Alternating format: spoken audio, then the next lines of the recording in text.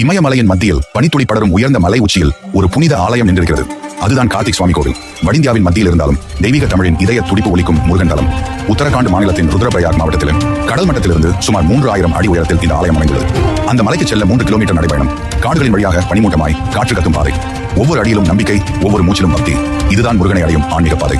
மலை உச்சியில் நின்றால் இமயமலைகளின் வெண்மையையும் பரந்த வானத்தையும் பசுமையான காடுகளையும் ஒரே நேரத்தில் காணலாம். அந்த நிமிடத்தில் மனம் சொல்லும், இது பூமியில் சொர்க்கம். அங்கு மக்கள் ஹிந்தி பேசுகின்றனர், ஆனால் அவர்களின் இதயத்தில் ஒரு சொல்தான் ஒலிக்கிறது, கார்த்திகேயா முருகா. ஏனெனில் இங்கு தங்கியிருப்பது தமிழனின் தெய்வம் முருகன் தான். புராணங்கள் சொல்கின்றன, தமிழனின் தெய்வம் எல்லையற்றவன் என்பதற்கான நிரூபணம். தமிழ்நாட்டை விட்டு ஆயிரக்கணக்கான மைல்கள் தொலைவில் இருந்தாலும் முருகன் இமயமலையில் திகழ்கிறார்.